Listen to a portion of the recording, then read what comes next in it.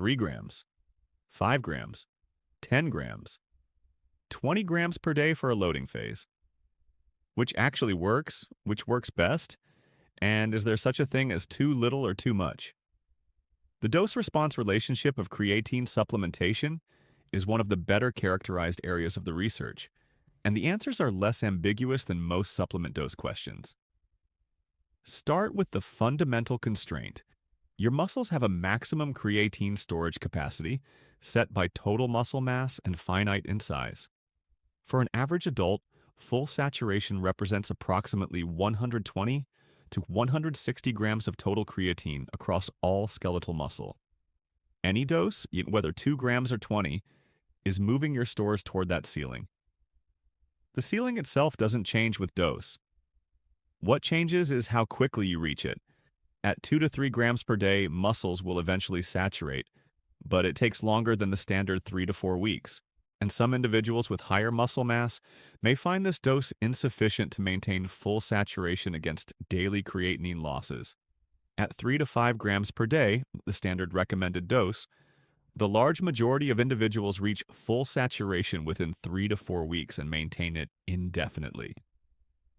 This is the dose the bulk of the research uses, the dose with the most accumulated safety data, and the dose recommended by the International Society of Sports Nutrition.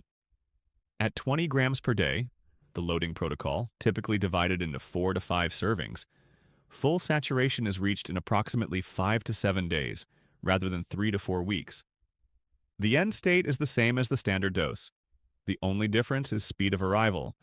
The cost of loading is higher incidence of gastrointestinal discomfort, nausea, cramping, bloating, particularly without food or adequate hydration. Spreading the 20 grams across 4 to 5 smaller doses throughout the day, each with food, reduces but does not eliminate this risk. Above 20 grams per day, benefits do not increase. There is no additional creatine storage beyond the maximum, and excess creatine is simply converted to creatinine and excreted. High doses, 30 grams or more per day, sustained long-term, increase the kidney's filtration workload unnecessarily in healthy individuals. Not to dangerous levels for people with healthy kidneys, but without any added benefit. Body mass matters more for dose calibration than most protocols acknowledge.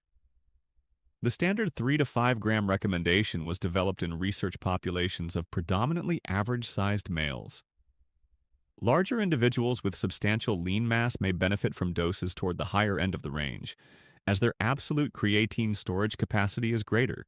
A 90-kilogram athlete and a 55-kilogram individual do not have the same creatine storage ceiling, and dosing them identically is not physiologically precise. A more exact approach, approximately 0.03 to 0.05 grams per kilogram of body weight per day for maintenance. In practice, most people do fine with the simple 3 to 5 gram daily dose, with the higher end appropriate for larger or more muscular individuals. The most important dosing variable isn't the specific number, it's consistency. Taking 3 grams every single day produces better maintained saturation than taking 5 grams on training days and forgetting on rest days. The reservoir requires daily replenishment to stay full. Pick a dose in the 3 to 5 gram range that's easy to remember, build the habit, and let consistency do the work. There's a subtlety in dose response that rarely gets discussed. The interaction between dose and training intensity. Creatine's performance benefit is most pronounced in individuals who are training hard enough to actually deplete their phosphocreatine reserves during sessions. If you're supplementing at 5 grams per day, but training at relatively low intensities that never push the phosphocreatine system near its limit, the larger reservoir you've built is never being fully utilized. This doesn't mean supplementation is wasted in lower intensity training. The cognitive benefits, cell volumization, and protein synthesis signals remain. But the primary performance mechanism requires actual high-intensity effort to produce a measurable training advantage. The dose-response relationship is also relevant to timing of expected results. At the standard 3 to 5 gram daily dose without loading, your muscles reach approximately half of their potential saturation increase within the first 2 weeks, and full saturation by weeks 3 to 4. Performance improvements track this curve.